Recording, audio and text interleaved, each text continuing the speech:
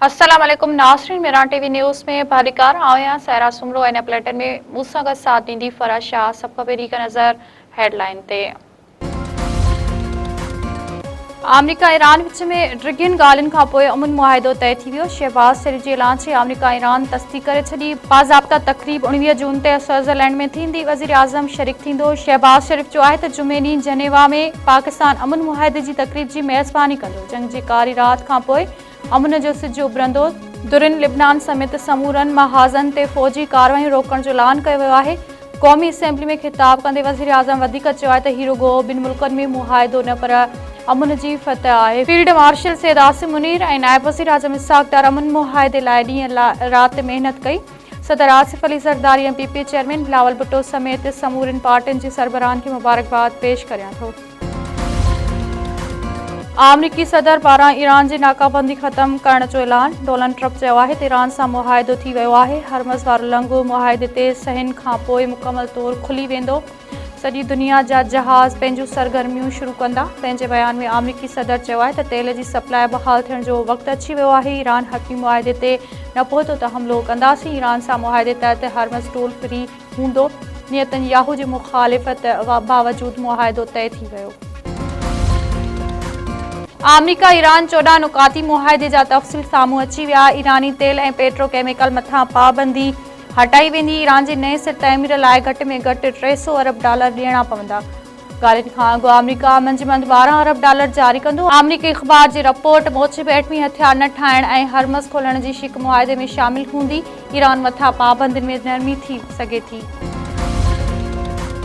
गॾियल क़ौमुनि जी secretary general पारां अमरीका Iran खे मुबारकूं। मुआहिदो मुस्तक़िल जंगबंदी ऐं हरमज़ खोलण तरफ़ अहम क़दम करार। एंटोनियो गुतेरेस चयो आहे त ॻाल्हियुनि में पाकिस्तान समेत ॿियनि मुल्कनि अहम किरदारु अदा कयो। जापान जे वज़ीर आज़म यूरोपीय यूनियन पारां पिणु ईरान अमरीका मुआहिदे जी आछी आहे। यूरोपीय यूनियन गॾियल बयान में चयो आहे त ईरान खे एटमी हथियार ठाहिण जी इजाज़त न हूंदी। तस्दीक़ जोॻनि क़दमनि खां पोइ पाबंदियुनि में नरमी कई वेंदी। क़ौमी असेंबली जे स्पीकर अयाज़ सादिक चयो आहे त वज़ीर आज़म शहबाज़ शरीफ़ जी कोशिश रंग लाथो। फील्ड मार्शल सैयद आसिम मुनीर जी अणथक महिनत खे सलाम पेश करियां थो।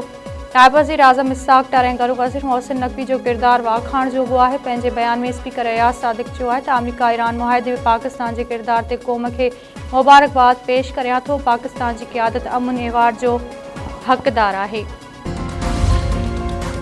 दिफ़ा वारे वज़ीर ख़्वाजा आसिफ चयो आहे त ईरान अमरीका मुआहिदे ते जुमे ॾींहुं सयूं बि थी वेंदियूं। इस्लामाबाद ऐं पिंडी में अॻु अहिड़ो तावन हुजे हा त केतिरा ई एज़ाज़ मिली वञनि हा। पाकिस्तान सबुर बुर्दबारी ऐं ज़हान सां अमन खे कामयाबु बणायो। क़ौमी असेंबली में ख़िताब कंदे ख़्वाजा आसिफ चयो आहे त ईरानी क़यादत तबाह में पंहिंजे क़ौम खे लीड कयो। बहादुरी ऐं एहतियात खां कमु वरितो। मुस्लिम उम्मत एहतियात जो मुज़ाहिरो करे त उहो ॾींहुं परे नाहे जॾहिं फ़लस्तीन जो मसइलो हल थींदो।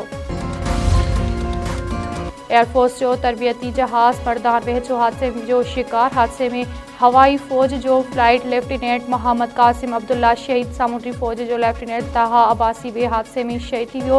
जहाज़ हादसे जा सबबु मामूल करण लाइ इंक्वायरी बोर्ड क़ाइमु। फील्ड मार्शल सैयद आसिम मुनीर पारां हादसे ते गहरे ॾुख जो इज़हार। सदर आसिफ अली ज़रदारी वज़ीर आज़म शहबाज़ शरीफ़ पारां बि अफ़सोस जो इज़हार। घोसपुर में सुंदराणी सावंत खूनी तकरार जो निबेरो। सुंदराणी दुरमथा मजमूई तौर $2,55,25,000 ॾंड। MPA आबिद सुंदराणी ऐं देगो ख़ान तेंगाणी जी सरपरंची हेठि निबेरो थियो। नौजवान ज़ुबैर सावंत जो क़त्ल साबित थियण ते सुंदराणी ऐं दुरमथा $50 लख ॾंड। अगराही करण जा $2 करोड़ ॾंड मुक़ररु कयो वियो। सुंदराणी दुरमथा मजमूई तौर $2,55,25,000 ॾंड विधो वियो। सुंदराणी सावंत तकरार तां गोला दुर बिरादरी जे नौजवान जे क़त्ल जा ॿिन्ही धुरनि मथां $14 लख ॾंड। गौटकी वेझो तुर्त दुर में जहिड़ो नौजवान लोही सिरिया ऐं नंढा हणी क़त्ल। ॻोठ हकीम तुर्त में ज़मीन जे तकरार तां दुरनि में जहिड़ो अब्दुल वहीद तुर्त मौक़े ते ई मारिजी वियो। मक़तूल जो लाश पोस्टमार्टम बैदि घर पहुचण ते कोराम। वारसनि पारां क़ातिलनि जी गिरफ़्तारी जो मुतालिबो। पुलिस जो चवणु आहे त जवाबदारनि जी गिरफ़्तारी लाइ छापा हयां पिया वञनि।